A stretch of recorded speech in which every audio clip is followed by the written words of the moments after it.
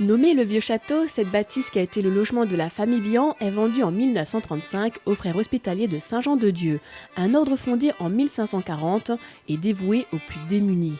Les frères de Saint-Jean-de-Dieu souhaitaient créer une succursale en Alsace, c'est donc à Sentheim que l'opportunité s'offrit.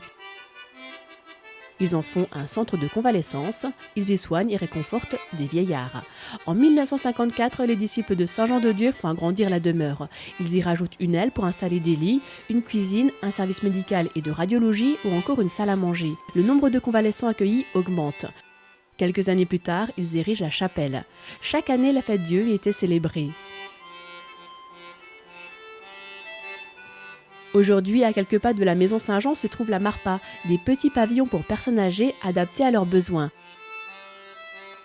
Un peu plus loin logent les jardins d'Icare. Autrefois, il n'y avait rien de tout cela, mais à la place, un juvénat. Les frères de Saint-Jean-de-Dieu pratiquaient l'enseignement. Des classes d'une trentaine de jeunes garçons étaient formés pour devenir frères infirmiers. Dans un cadre spacieux, ils préparaient leurs brevets.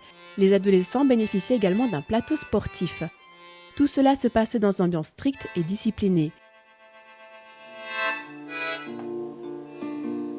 Les années passant, le nombre d'élèves souhaitant devenir frères diminue. En 1973, le juvénat ferma ses portes. Après 63 ans de présence, le bénévolat n'a plus lieu d'être. En 1998, les frères cèdent l'établissement à la fondation de la maison du diaconat de Mulhouse.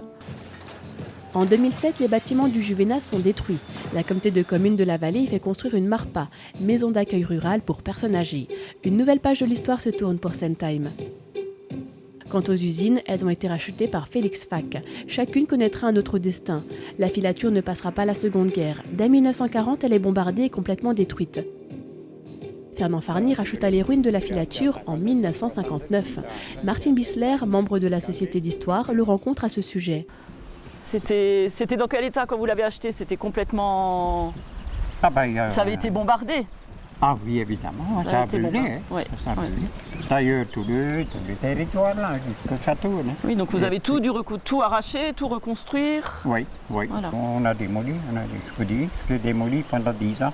Et en même temps, j'ai démoli et reconstruit, vous voyez. Démolir, reconstruire, et parallèlement à tout ça, Fernand Farny avait sa petite entreprise. Vous aviez un bistrot?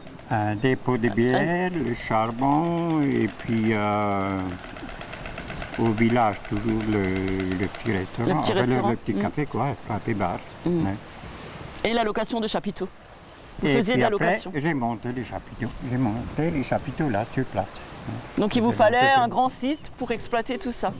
Oui. Quand Fernand Farny racheta le domaine, il fit d'abord démolir la cheminée, ce qui était alors un symbole de travail pour toute une population, disparut en quelques secondes. La cheminée était un danger permanent. Alors en 1959, il n'eut d'autre choix. La cheminée tomba devant une foule de curieux. Et j'avais jamais cru qu'un jour que je vais devenir propriétaire, que je pourrais acheter cet endroit. Parce que les gens de Sentheim disaient, mais qu'est-ce qu'il veut aller faire de là-bas, celui-là, il est timbré un petit peu, il est dans les ruines, qu'est-ce qu'il veut. Et puis, bon, ça a duré. Je suis acheté en 59, à 69, 10 ans après, le restaurant, il était là. Sur le site de la Perle de la Delaire, il reste encore un petit morceau de l'industrie Bihan. Fernand Farny a travaillé d'arrache-pied pour réaménager le domaine. Ambitieux et volontaire, il monte son restaurant. Un peu plus tard, il a soulevé un autre rêve, créer un parc animalier. Il fait venir des cigognes, mais aussi des sangliers ou encore des chevreuils.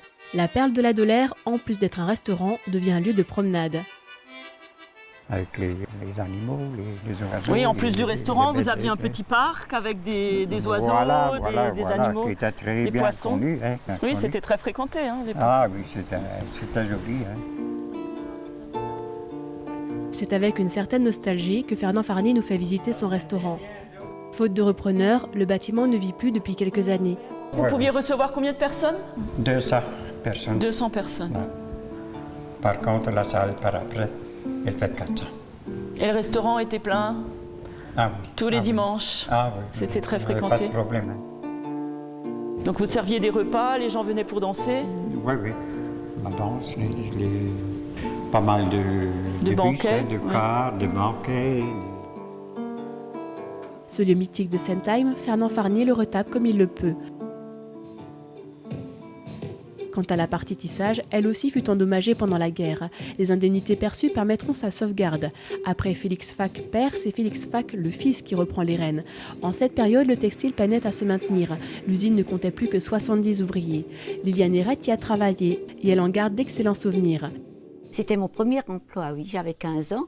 Et puis j'avais d'abord suivi des cours de sténodactylo et puis après, M. Fac m'a embauchée. C'était génial, c'était un très très bon patron et puis vraiment il n'y a rien à dire. Vous en gardez des très bons souvenirs? Ah, très très bon, oui. Félix Fac était également maire de Sentheim.